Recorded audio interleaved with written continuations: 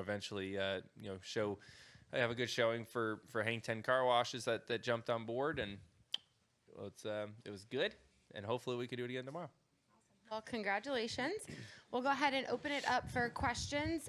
If you have one, please raise your hand, and we will get to you as soon as we can. We'll come down here to Jordan, then Bob, and then back to Dalton. Jordan Bianchi, The Athletic. What was it like having Ryan Blaney as your spotter? Do you guys do any pre-race debriefs or anything? No. Coleman obviously is my spotter on Sundays and does a great job, and he made a commitment to spot the whole year for the 17, and I wasn't gonna try to get in the middle of that as much as I wanted to have Coleman spot me. I had him spot me for the heat race because their heat races were in different ones, but we were talking. I was like, who do you think would be good?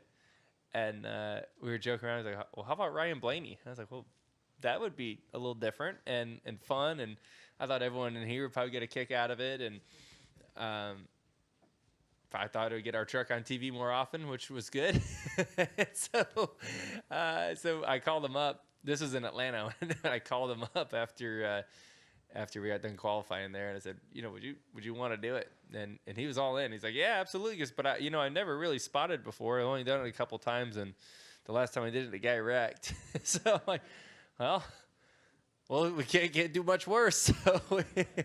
So no, he did a good job. Obviously, anytime you put a race car driver up there, which that's why a lot of the spotters used to be race car drivers, they understand what they're looking for as far as speed. And obviously, Ryan knows what he wants to hear on the radio, which I typically want to hear a lot more than him. So I was trying to get him to keep talking more and more, which he was. And so we had some fun and some good laughs, and it all worked out. Was there anything that he gave you advice-wise that you were able to kind of impart and use to help you tonight? Yeah, the line-wise, he was able to see some things in 3 and 4 that, as a leader, you don't get to follow anybody and see. And Majeski was entering a little bit higher and being able to turn down across the track. And he did a good job explaining that to me and was able to adjust that line, and that made the difference a lot. That he was starting to close the gap on us speed-wise, and then that kind of made the difference for us. Overall here at Bristol with this dirt race, would you like to see it continue being a dirt race in the spring, or would you like to see it go back to the concrete? And if you want to see it go back to the concrete, what are your thoughts on a dirt race and the Cup Series in general? I think we're talking about one of the best racetracks we have on the circuit, and when it's concrete and when it's dirt. But I think there's a lot of other racetracks that can use an adjustment. Not Bristol, right? Bristol is just, to me, it's the best racetrack we got. Even when it's concrete, everyone can talk about how they want one way or the other. Everyone's going to complain about whatever they want to, but the bottom line is the racing is really entertaining for the race fans here, no matter what the surface is. There's some tracks that I'd much rather put dirt on because it puts on a lousy race. So I'll let you guys figure out which ones those are. But for me, I have a hard time touching something that was really good in concrete, but hey, you know what? It's pretty entertaining this way as well. Go ahead, Bob. Bob Parkhurst, Fox Sports. Were you planning on getting that many times to learn the new choose and seeing the choose drone? It works pretty good. I actually wouldn't mind seeing that at every track. There's a lot of times, in almost all the races, where the choose box on the racetrack is really, really hard to see, especially as you come up to it. If there's a car in front of you, or if the track's really flat and it's not banked, you can't see it. It's so flat. That really pops out. Exactly where it is. So that part's good. And everyone did a good job really picking their lane, making it really obvious of where to be. So it worked out. I thought it was cool. Worked great. We'll hear it in the back, and then to Zach, and then to Lee. Hi, Joey. Dylan Hopkins from FrontStretch.com. ThorSport had 3 trucks finish in the top 5 tonight. Can you just talk about what it's like working with those guys, and just why do you think they were just so fast tonight? They were fast last year, too. I got my butt kicked by them last year, and I was like, man, I stink. But now I realize it wasn't me. Their trucks were so fast, and obviously we saw that again here today, that they just got a lot of speed. He got a lot of drive in it to be able to accelerate off the corners really, really well. whatever that is, I can't tell you, but it definitely, they were fast, and you've seen that in the heat races. Obviously, they did a good job making adjustments to their trucks from the last time they were here, right? Different tire, going to a radial tire, a lot less stagger without practice. It's obviously a guessing game there. But, they asked me what I wanted. I said, dude, you kicked my butt last year. Just put in whatever you had last year that beat me. No, I want that. And then, so they fine-tuned it from there. And after running a race, there's some adjustments that I'd like to make to the truck. But, that overall, obviously, it was plenty fast to make it happen tonight. And second, this is another dirt race win for you in NASCAR. So you're getting pretty good at these. When can we expect you to make a World of Outlaws debut?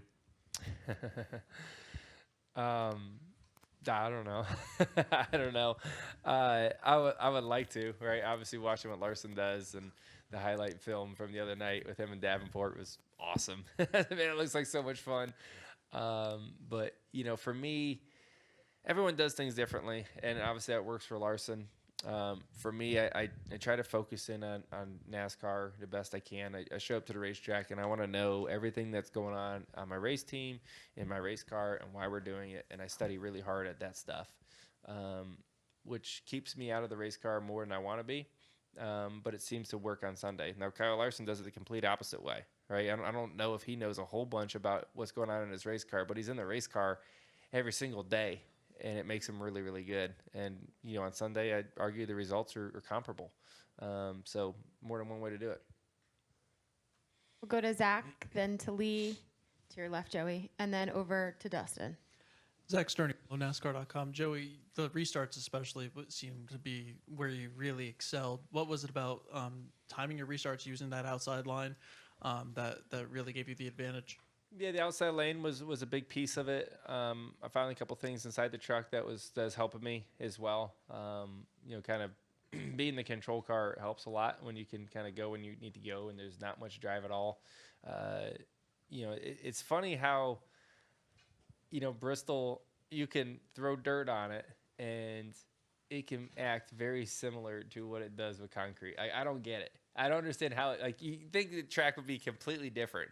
But the way the lanes work on restarts and even as it goes along, it's very similar, surprisingly. I don't know how that happens, but it's been pretty consistent the last few years. And then Ty Majeski finished second. Obviously, your teammate for today, he's had a strong start to the season. But what did you see from him throughout the long runs? Did you notice him catching you at all? Did you notice him doing anything different as the more restarts that he got to restart alongside you? Well, there was never a long run. I don't believe anything more than 15 or I don't know if we made 20 laps without a caution. I'm not sure. Definitely, maybe we did. But I thought with Ty, obviously he was fast in the heat race, starting in the back, finished second to us. He looked to be a little bit better than us in the heat race. He was able to find some speed in the 3, and that's when I was telling you earlier how Blaney kind of relayed that information to me.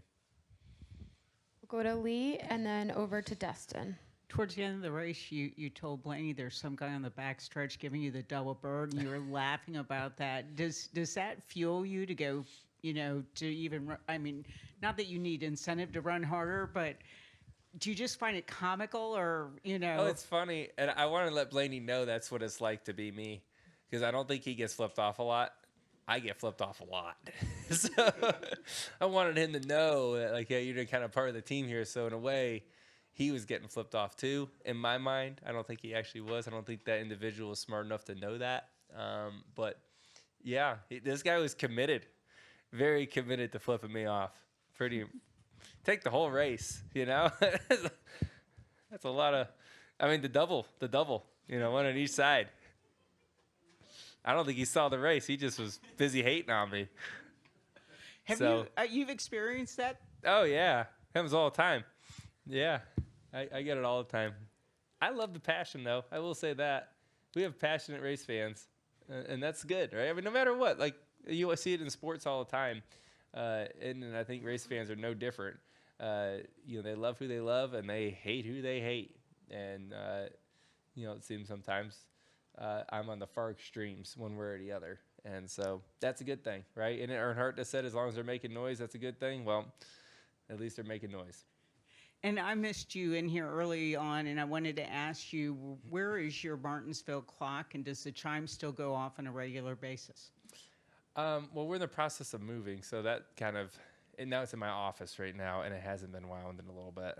So, but it did for years. It sat right in the foyer, and my wife was committed to winding that thing. That was like her thing every Sunday night when we got home. She'd wind the clock for the week. She had like a routine of 5 or 6 things she wanted to do as soon as we got home. The Martinsville clock winding was one of them. So I'm sure it will be again here soon. But yeah, it's sitting in my office now at Clutch. Thanks. And we'll come down here to Dustin, and we'll go to Deb. Dustin Long, NBC Sports. Joey, you and other drivers have talked about, regards to the question about the dirt, about how this is such a good track on concrete, and this is a track that you guys really like and everything.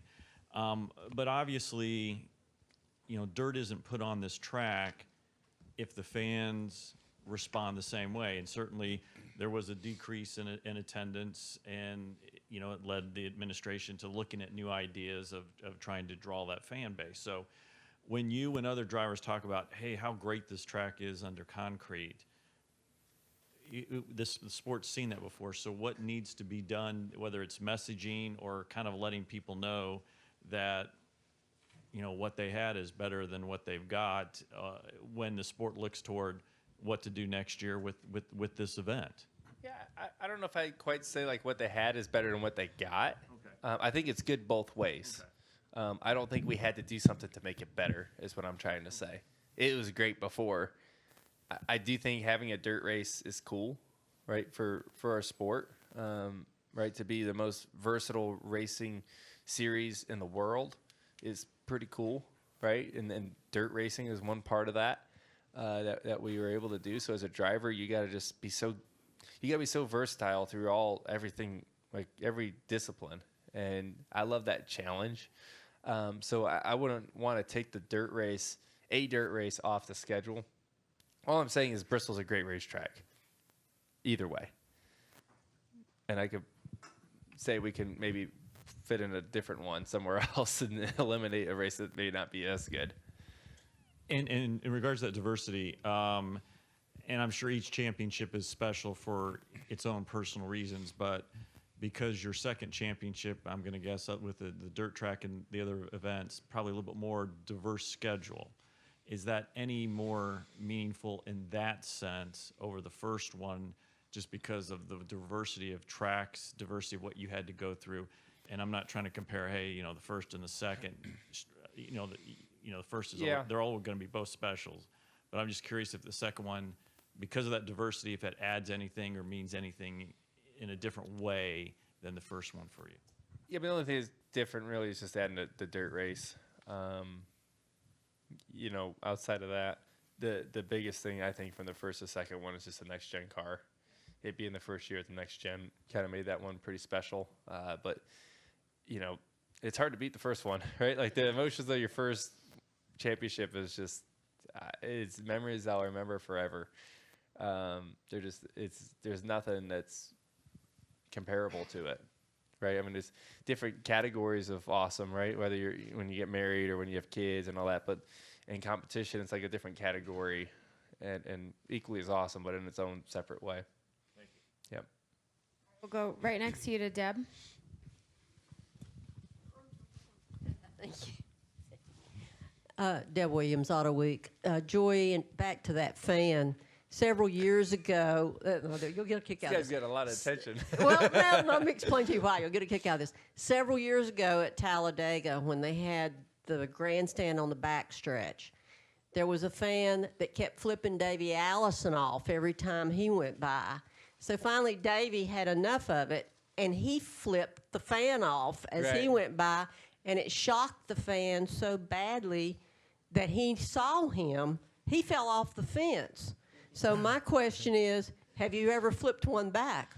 I have not. Maybe because I just think it's funny at this point. I don't really care that much. You know, it's kind of like people would get on social media and want to talk, right, and just want to go at it. Whatever. I don't know. I got more important things to do at the moment, so I don't really get in the middle of it. But like I said, I love the passion. I love that they care. That's why they're here, right? It's because they care. And we got to keep people caring and have that passion. But, oh, well. Go ahead. Down the highway? That happens sometimes, too. We're